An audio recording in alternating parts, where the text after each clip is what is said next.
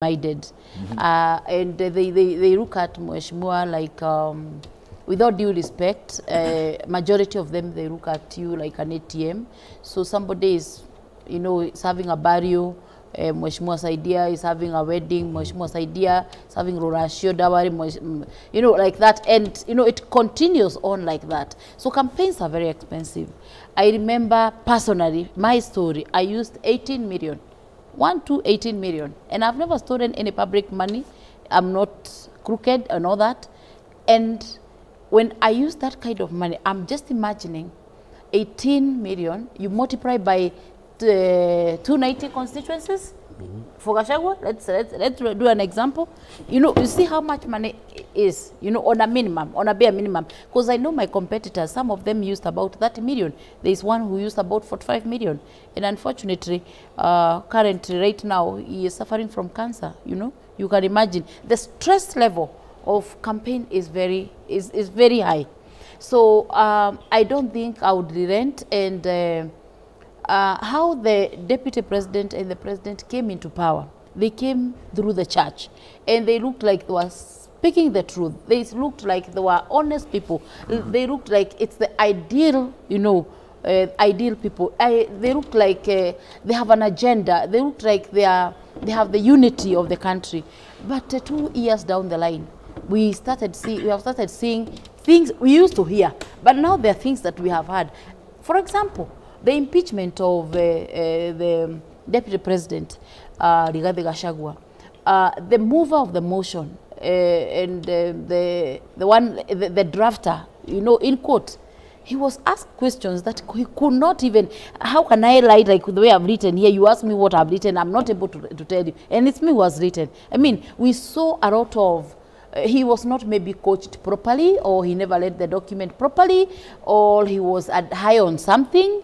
And you find if the deputy president will not relent, one, it is not right for how he is being treated. You know, for me, I actually don't support or fight the government. No. If they do good, we clap for them. If they do something funny, like what they have done, we tell them no off, you know. And later now, they had even tried to push a certain bill through the senator. Nandi County. Yes, Nandi County, you know. I tried to push this bill of extending the 7. I mean, they're trying to see how, testing the waters and seeing how these things will happen. Then look at IBC. It is not constituted. We don't have an IBC actually. In case of anything in this country, we are done, you know. So the impeachment of the deputy president is just a detour for us to lose the Shisha show. I always talk about it. I've never understood that thing, and I don't know what was wrong with the former NHIF. The universities, you know, help. You know, our students are actually, they don't know whether to do an examination. The Adan issue, I mean, we don't even know what is happening. So I think it's a detour just to make sure that these things that are crooked just passes, you know. But it's woe unto the president and the presidency, you know, woe unto him. If 2027 comes the way it is right now, I can tell you, I don't know whether we'll have an election. Personally, I'll be vying for 2027. But if we do not have a constituted IEBC, there will be no need of vying. I would rather go look for money. I go talk to Mheshimiwa and mwambie, now Mheshimiwa, can you talk to Prezo? Me nipewa CS, because nimehitimu. Fair enough. Yeah, yeah. Coming to you, Honorable Kiplagat. I mean, there are various concerns, but even before we talk about the concerns that Julia has raised in regards to IBC and it probably being a diversionary tactic, from where you sit, having voted for the impeachment of the deputy president. He voted? Yes. Mheshimiwa. Of course he voted. Like, seriously. Do you feel Gachagua has a chance in the courts, or these are just the last kicks of a dying horse? Okay, maybe. But I want to tell my fellow panelist, Julia, given that you are still vying, don't call your people of Kangema ATMs. You are like ATM, so take note. It might be used against you. So no problem. Yeah. But they do that. Yeah. So of course, you cannot vie for any seat without campaign funds. Even in US, You can see even the current Harris versus Trump, they are raising a lot of funds for purposes of their campaign. So money is a big factor. Money is a big factor in any campaign. So if you don't have money, you can relax and go to other things. Yeah, so that, because that is it. You know, having said that, back to the impeachment process, there's nothing litigious when it comes to impeachment. It's a political issue. It is done in Parliament. What counts is the numbers. And may I note that I was also a speaker in Uasin Gishu County before I became the MP, and I always checked on the numbers that I have within the MCS, because you can actually be impeached even by somebody not liking your face, you know, and whenever I want to kick you out, I will kick you out, of course. And so it is a definite decision that is done by Parliament, both by Camelo. So once you have lost on the numbers in Bunge, that's it. Whether may I tell you, if even a factor, look at things that are going on in court. Things that are not going on in court are like there was no proper public participation. Look at the article of the Constitution that impeaches the president and the deputy president. Article 150, Article 145. Nobody, no section of the law that tells us to go for public participation. It is and that article was just pulled from the U.S. Constitution. And when the U.S. they have been trying to impeach their president, and nowhere will you go to public participation to get the nod, because this is something that you have done wrong. So if I'm accusing you that you have stolen a chicken, I cannot go and tell people, now can we decide to gauge whether you actually stole a chicken. It is either you stole or you didn't steal. So it is, may I finish? It is not a fact of that one of the fundamentals that you are going to court is that there was no public participation. Those were just cautionary, those were just you know, courts have been pulling this public participation thing. So, but looking at it critically, that section, that article of the Constitution, there is nowhere that we need public participation. Secondly, may I finish? You are saying that you weren't given a fair hearing. You are in the National Assembly. We heard you. You are in Senate. You heard you. So you cannot even tell me that 1 hour or that 3 hours you lost in the Senate by virtue that you became sick could have influenced the senators. The senators were going to impeach you anyway. So, what my political advice? May I finish? May I finish? My political advice to the former deputy president. It's not former yet. Okay, the coming former. So, whichever, whichever the case is, that once you lose the numbers in Parliament, you cannot go to court to get those numbers. Let me ask you. Suppose now the court tells us. Suppose the court tells us for purposes of even suppose the court says maybe he was not given a fair hearing by virtue that he became sick. So we just come and repeat from there. Now let me ask you one thing. You've talked about. Let me just. You've talked about two things. You've talked about two things. If you read the Constitution very well, once the Senate have made the decision and gotten the 2/3 to impeach, then the deputy president shall stand impeached. Fair enough. So it is because the Constitution was not overseeing that you can go to court for purposes of computing numbers, because it is just impeachment of the deputy president, impeachment of the president, impeachment of the CS. It's just numbers. Honorable Kiplagat, you've talked about three things. Yeah. One is the issue of numbers. You said it is political, and you've said it's about numbers in the National Assembly. Yeah. So are you saying it is about numbers? It's not about the grounds raised against his impeachment? So long as we have reasons. Before you respond to that, you've also said whether he was sick or not, the Senate would have impeached him. So are you saying this is a decision that was already made regarding whether you see what I was saying? any politician, there is time for everything. You know, Gachagua went to say he's listening to the ground, listening to what, but I don't know. His ear never listened to Parliament. I don't know. Maybe he needed a third ear so that he can be. No, I don't think so. Why would he listen to Parliament? To listen to Parliament, because the people, when you are elected as a president, as a presidency, and also as cabinet secretaries, there is time for everything. There is time for listening to the ground, why should he and there is to time to listen to Parliament. Why so should he listen to the how National do you tell me that a whole deputy president will have more than 75%, leave alone the 2/3, not being with him? No, my question is, why should he listen to the Parliament? In regards to what exactly? Of course, they are the ones who can remove you from office. Now look at the problems that you have. Now the listening to the ground could not assist you. You're saying you should listen to the National Assembly. Yeah. Who do you guys listen to? We listen to we are the people's representatives, so we listen to our constituents. Who elected the deputy president and the president? Members of Parliament or what you see? You are imagining that the part Ian, of no. you cannot win it.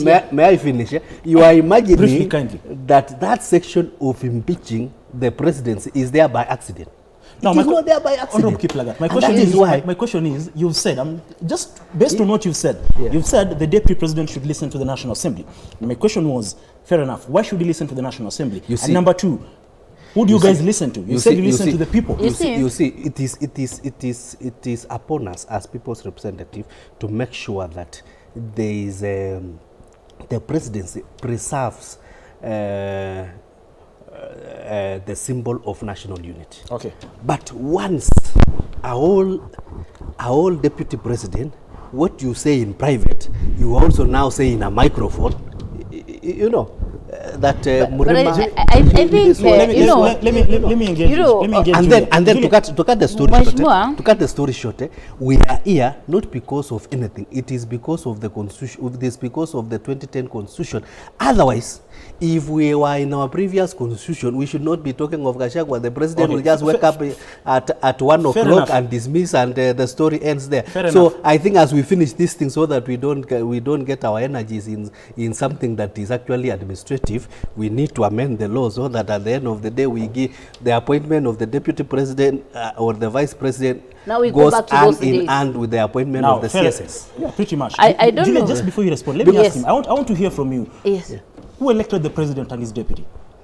The president was elected. The deputy was chosen by, you know, every president. Okay, it's a joint ticket. Let me make it simple. It's a joint ticket. Who elected the president? Not a joint ticket. You choose whom you want to be your running mate. The question is, fair enough, you choose who is to be your running mate. And you choose your principal assistant. Okay, fair enough. But why should you want to compete with a principal assistant? Fair enough. Should want to compete who elected with the his president? Boss? It is the people of Kenya. The people of Kenya. Why shouldn't the deputy president, who is appointed by the president, not listen to the people who elected the president? Do you know listen to the National Assembly? Do you know we can impeach the president? I know, but why shouldn't the president, actually, the deputy president listen to the ground? Yeah? Why shouldn't he listen to the ground and listen to the National Assembly? You know what happens is, you know, if you are the deputy president, you are the principal assistant. You know, note the word assistant to the president. The president, after the fall of Finance Bill 2024, which we suspect that number 2 was also part of it, we went to was a punitive bill. We went to whether it's a collective government responsibility, whether it is punitive or not. Otherwise, if you feel that it is punitive, you can join the opposition. You cannot. Once you are in government, you swallow all the bills. You said suspicion. No, you can't. Suspicion. No. Did you guys act based on suspicion? May I finish? Once you have the president addressing the nation on such critical issue, you are not there, you are in Mombasa, and to cap it all, you call a national address 30 minutes after the president has addressed the nation, and you are calling yourself the principal assistant. Fair enough. I think, Mheshimiwa, with all due respect, number one, this impeachment, I do not want us to belabor on it so much, because first of all, this is politics of betrayal, politics of conmanship, politics of mediocre, politics of, you know, idiots, politics of, you know, when you look at it, no. Let me finish. You know, you give us more enough time. And, you know, women, we are over 50% in this country. So you must give me a chance. Yes, it's okay. But what I'm saying, if for sure, there were real grounds to impeach the deputy president. The speed at which we saw the parliament execute that kind of an issue, I wish that is the kind of speed that they use to actually help us, you know, with like the Shashi show, like the help. I wish that is the same speed. I'm sure this country will be a better country. So I think the truth of the matter is, and let us call a spade a spade. Okay. And you know, our MPs, our senators, they have been accused of being bribed. You know, we were told it was all over, and some of them, because they are our friends, some of them, they will tell us, no, they will tell us that, you know, we have to be, we have to go by the president. There is no problem. But the question is, there is nobody, power is very transient, and there is nobody who is planted in parliament or senate that they are growing downwards, that they never be uprooted. Okay. So what I mean is, the precedents that we are setting in this country, it is not good. Even for you, Mweshimwa, tomorrow you could be the deputy president, you could be the president, you know. But I will, what has prevented you from that? Even me tomorrow, no. As I wind up, why I'm talking about politics of betrayal. If you look at you know, for the last 1 year or so, you find that so many MPs were surrounding the deputy president, you know, making sure that even the Wananchi who would maybe talk to the deputy president, they have no opportunity, because the deputy president, anytime he was going or wherever I've been following, you'll find that he has about 150, 200 MPs are surrounding him, and then you find when he's being impeached, there are only about a handful voting for him. So that, I call it betrayal. And I know, I'm in politics, so I cannot talk like a Mama Boga. You know, as much as I am a Mama Boga right now, I cannot talk like that. I know, you know, I know when they are called for a meeting, brown envelopes go under the table or over the table. Are you able to substantiate that? Yes, I can substantiate that, because many people have been caught up here telling us that, I mean, many MPs here have come and told us that the deposit was this amount of money. I don't want to mention names. I'm not in the business of naming anybody. But they have come here and they have told us that, you know, like this, you know. But what I'm saying, it is, whether there was money being given or not, the precedents that we are setting in this country is not the right thing. You know, tomorrow I could be the president. I could be the deputy president, you know.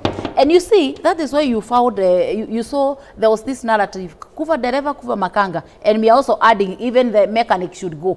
I mean, the whole vehicle is spoiled. That is why we are saying, you find these people, when they came, the running mate really matters, And I'll speak like this on this national TV. Okay. I know there is a governor who wanted to make somebody somewhere their running mate. They brothered. They didn't make that lady their running mate, you know, their deputy, and he failed. So the running mate really matters, I'm telling you. If the current deputy president, and I have a lot of respect for him, he's a scholar like me, and so I cannot address him in public. But what I'm saying, if it was him who was put there and we go to vote, they would not have gotten the seat. So that's what I'm saying, is politics of betrayal, like use and dump, you know, and that's it. Okay. And I think it's not the right thing, because tomorrow these people will not be there. Okay, fair enough. What are we teaching our children? What are we teaching the people? I think she has talked so much. Yeah. So I think I've not talked so much. I mean, Mweshimwa, you cannot say that. Fair enough. Also, before you respond, because we just want to take a brief breather. Oh, but we cannot go to a breather having been called idiots. But I, told her to mind her language. I mean, you see, if you and being accused of brown envelopes, thing is, Honorable Kiplagat. Yeah. Of course, those are allegations made out there. They have not been substantiated. Yeah. But they paint the house that you sit in very bad picture. That indeed you're there. If at all it is true, if at all it is substantiated, then it paints a very bad picture. You see, I'm in that bunge. And I think it is important, Keita, that and it is normal and it is expected civility for whoever makes an allegation proves that allegation. You alleges must prove. Yes, who alleges must prove, because you can wake up and say so many things about somebody. Yeah? Maybe you had it in a dream or you had it where, but you know. But because you have a mouth to say so, you can say anything. But it doesn't mean that everything that you say is just taken at face value. Okay. We need proof. So long as you don't have proof that Waheshimiwa took brown envelopes, you don't. It cannot be used in such a I want you to in such a hold on, media. I want you to hold on to that thought. And then kindly. Just hold on to that thought. Yeah. Let's just take a brief breath and then we'll continue from there. Because I also wanted to hear from you. Yes, you're talking about these allegations not being substantiated, but some of the allegations made against the House are very, very genuine. Because even like the House Speaker yesterday in Naivasha, Moses Wetangula, talked about members not attending sessions. The day after you impeached the Deputy President, the next morning the House lacked quorum when the House was supposed to transact serious business. So those are very, very genuine concerns. And the evidence is, all over the place. So I want to hear from you in regards to that after this short breather.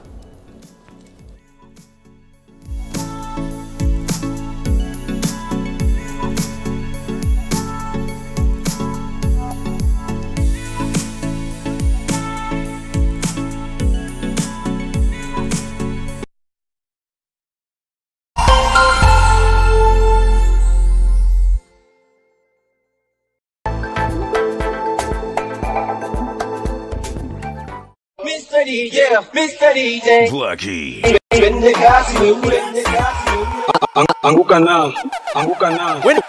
When it comes to playing the best music videos,